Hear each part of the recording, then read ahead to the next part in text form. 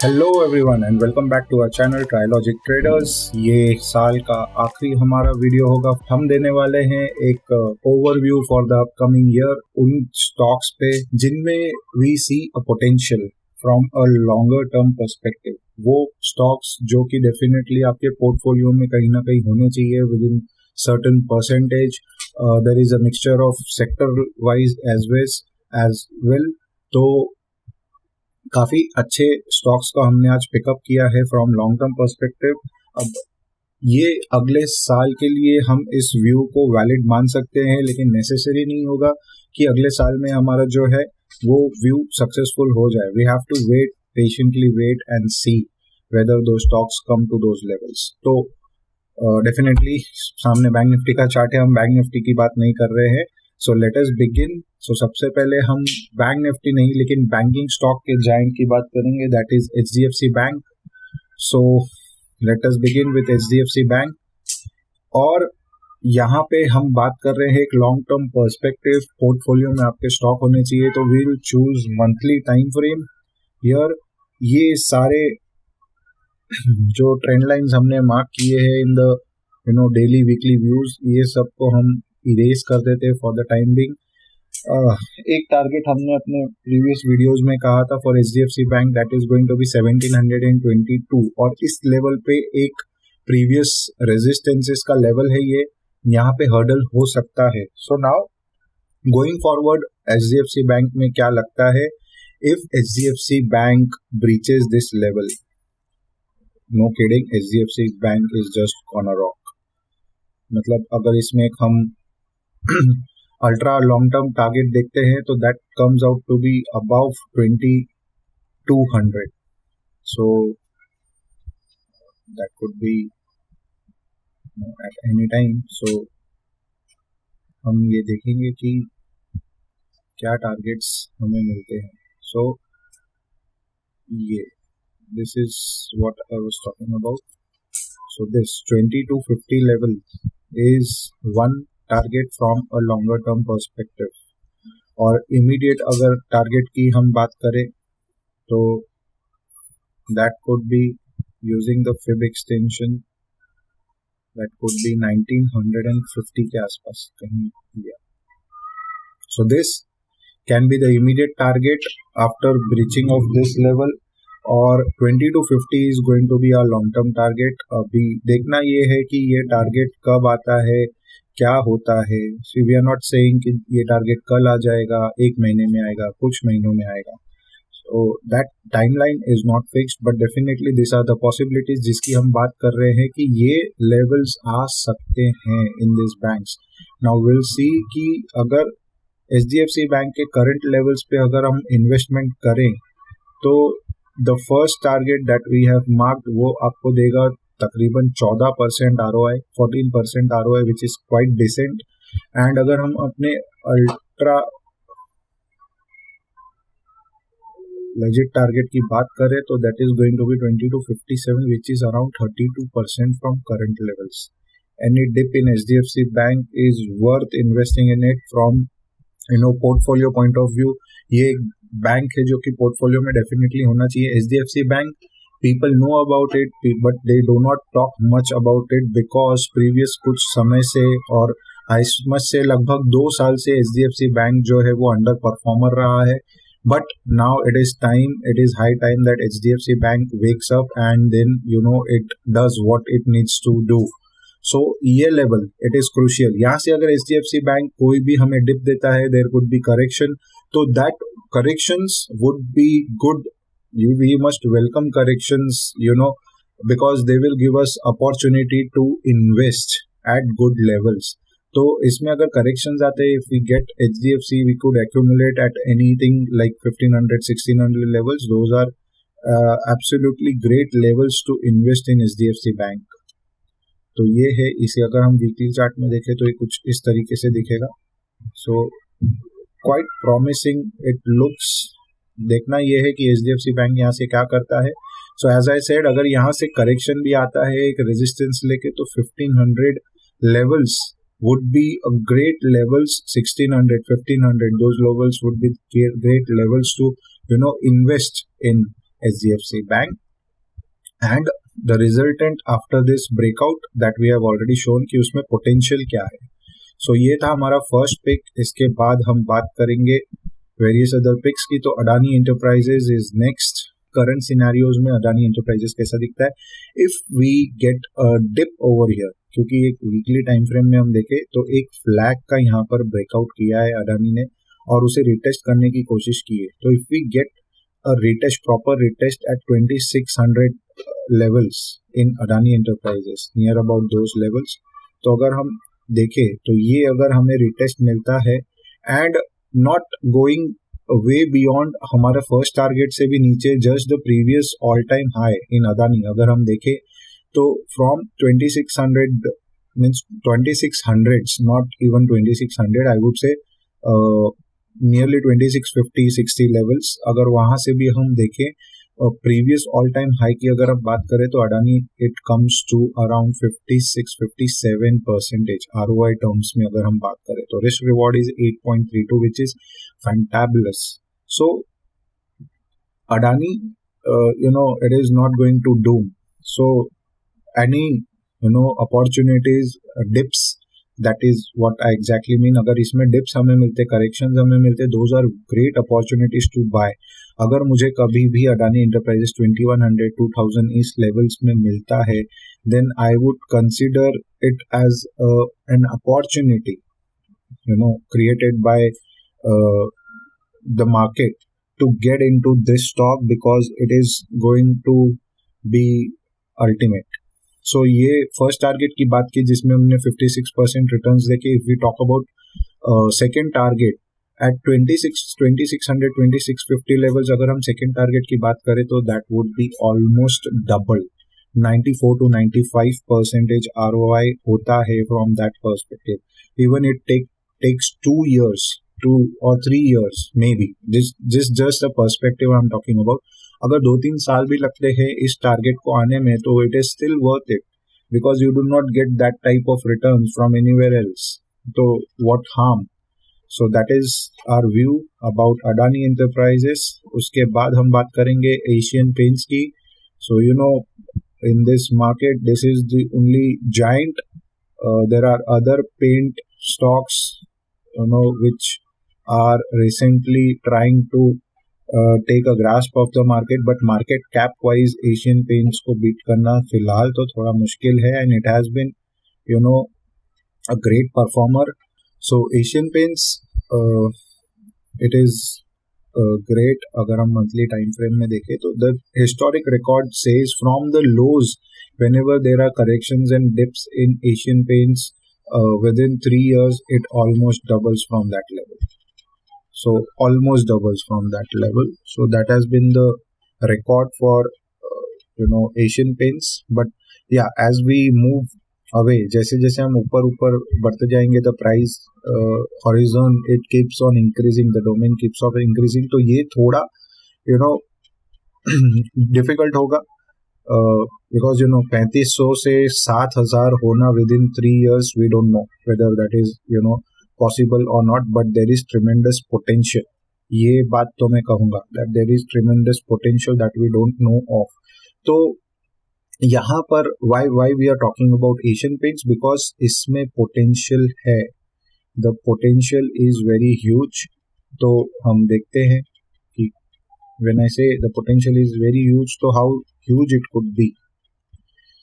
So ये एक flag, triangle, whatever we call it, जब इसका ब्रेकआउट होगा, because this is the levels of resistances forming in it currently, तो इनका जब ब्रेकआउट होता है व्हेनेवर इट इज, तो that would result in levels that I am marking here. If you can see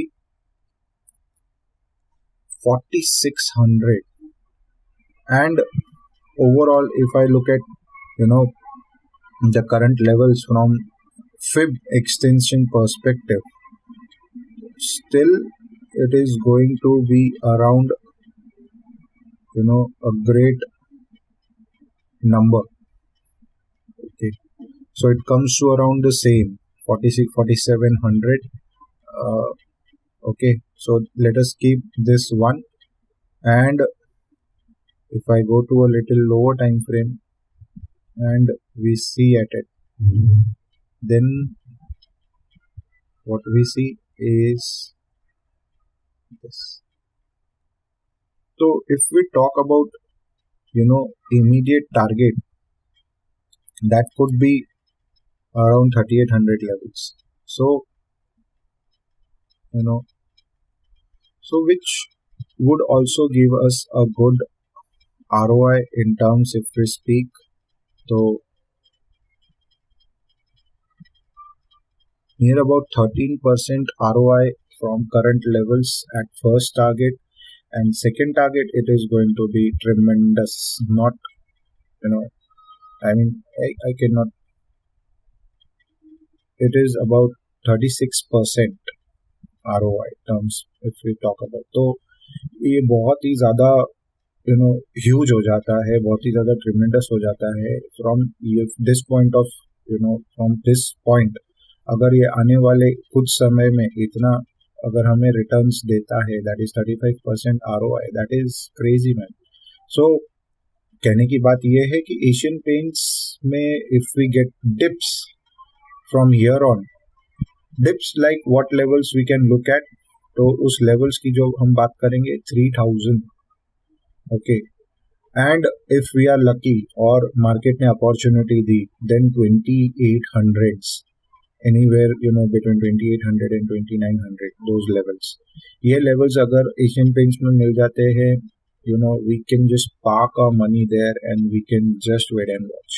Because अगर वहाँ से हम बात करें potential की, तो it is going to be very tremendous, very tremendous. So I'm not going there right now. So हमें पहले तो ये देखना है कि एशियन पेंट्स यहाँ से करता क्या है, whether it moves out and breaks this out or whether it takes a resistance here and gives us a dip, an opportunity to get into Asian paints from investing point of view perspective. Next हम बात करेंगे बजाज फिनसर्व की. तो बजाज फिनसर्व, या this one stock has been crazy. तो since the inception से तो है ही, and after Covid this has just been crazy. तो इवन दिस, इसमें भी सेम स्टोरी, कुछ स्टोरी एशियन पेंट्स की तरह ही है, that we need this to either break out or give us some good tips to invest at those levels. आपके सामने ही उन्हें मार्क करना हो. So 2261 is going to be one of our targets in this, immediate target I would say, because ये जो triangle है इसका जो टारगेट आएगा, that is going to be greater than this definitely. Okay, so triangle का अगर हम target देखने जाएं तो that is going to come around, I think so 3000 levels, 2500. Okay, that is still okay. So Bajaj Finserv भी एशियन पेंट्स की तरह बहुत ही अच्छा उसमें देखने को मिलता है हमें द अपॉर्चुनिटी. और ROI टर्म्स में हम अगर बात करें तो 35% के आसपास फ्रॉम करंट लेवल्स. और अगर इसमें हमें डिप मिल जाए, okay, dip like at what levels we are looking at, we will be looking at 1450 to 1400 levels. इन लेवल्स में अगर हमें डिप मिल जाती है, देन नथिंग लाइक इट, आपका डायरेक्टली ROI हॉरिजॉन हो जाता है 55%, 55% ROI. So this could happen within couple of years or maybe less than that. You don't know. So we don't know, but the potential is tremendous. So Bajaj Finserv is one. All these companies जिनकी मैं बात कर रहा हूँ, ये सारी companies large cap में आती है. They have all the fundamentals are available. इनके the results आप देखते आ रहे हैं, and we know that these companies perform over the period of time. So yeah, they deserve to be there in our portfolio, but it is always important to know कि किस level पे हमें उन्हें लेना चाहिए, and कब तक hold करना चाहिए and blah blah. Okay, this is one stock that I have been following recently और ये it shows a tremendous growth. It shows a possibility of tremendous growth. इसमें टारगेट क्या है? Without any further wastage of time, I would say first target इसमें जो आ रहा है that is 8,500 levels and second target is directly 10,000 levels. So जहाँ पर ये है, from there अगर हम बात करें तो in terms of ROI, first target can give you around 29% ROI and second target can fetch you around 54% ROI. अब इसमें if we get a dip which comes to test the previous high level, that is around 6,200 levels के आसपास, then the picture changes. ROI आपका जो है first target का हो जाता है 35% एंड सेकेंड टारगेट का it becomes more than 60%. So this is amazing again. So Dixon technologies is another stock, तो दैट लुक्स प्रिटी प्रॉमिसिंग. अगर ये हमें डिप दे देता है एंड नॉट कमिंग डाउन, ये एक फॉल्स ब्रेक आउट यहाँ पे नहीं हो, then we are likely to head north and the levels and potential we have already shown. Last but not the least, tech giant TCS. इसके बारे में तो कौन नहीं जानता है. So we already know about TCS buyback. Okay, so definitely यहाँ से वो 4200 level तक तो जाने वाला है. It is definitely going to reach that level. तो उसके अलावा इसमें इंटरेस्टिंग बात क्या है? उसके अलावा इंटरेस्टिंग बात है that we might see even higher levels in this, not just 4200. इसमें पोटेंशियल है 5000 तक का. It can go up to 5000. ये पोटेंशियल है TCS में. अगर इसे मैं करंट लेवल से भी चेक करूं तो द ROI की अगर हम बात करें तो that is going to be around 32.5-33%. If we get any dips in this, जैसे कि ये करंट एकदम रिसेंट वीकली लेवल पे अगर हम देखें तो it is doing a breakout here on weekly levels. तो अगर हमें कोई भी इसमें डिप मिल जाती है, okay, that comes to retest this levels, then that is going to be absolutely great. तो अगर हमें कोई भी रिटेस्ट मिल जाता है 3600 levels, so that can fetch you around 40% ROI with first target itself. Okay, we don't know about the potential about next targets in this, but first target की अगर हम बात करें तो that can fetch you around 40% ROI. and अगर हम एक अच्छे खासे लॉन्ग टर्म की बात करें तो it next target comes to around 5300. So या अगर उसकी बात करें हम, then that would be huge. तो करंट लेवल से भी अगर हम देखें इसे तो it is 40%, and if we get a dip then it is definitely going to be around almost 50%, 49%. So ये बहुत ही अच्छे levels पे अगर हम इसे one could accumulate and keep it in the portfolios. These 6 stocks can just rock your portfolio in the coming time. So हमारे आज के इस वीडियो में इतना ही. All the stocks that we have talked about are private sectors, large caps. सीधी सी बात है कि ये सिर्फ स्टॉक्स नहीं है जो कि लार्ज कैप्स में है या those are like out performers. There are many more likely which are performing, outperforming, and उनमें भी future scope है. But then that we would be introducing in our next year, not next, in the upcoming videos in the new year. There will be a lot of opportunities. जब opportunities generate होगी तब हम उसके videos लेकर के आएंगे, because the levels are very important. And next video, the very first after the new year the next video will be making second part of this video, जिसमें हम PSU stocks similar on the similar lines जिनको portfolio में हमारे होना चाहिए, and will also talk about their dividend yields. So PSU stocks that can be outperforming and very wonderful to keep in portfolios along with their dividend yields, that we'll be talking in a video coming in the new year. So that's all. Have a safe new year. Please travel and celebrate safely. Have a good weekend and happy new year to all of you. अगर आपको हमारे video पसंद है, please like it, subscribe to our channel, share it with your friends, relatives, network, and please keep coming back. Thank you.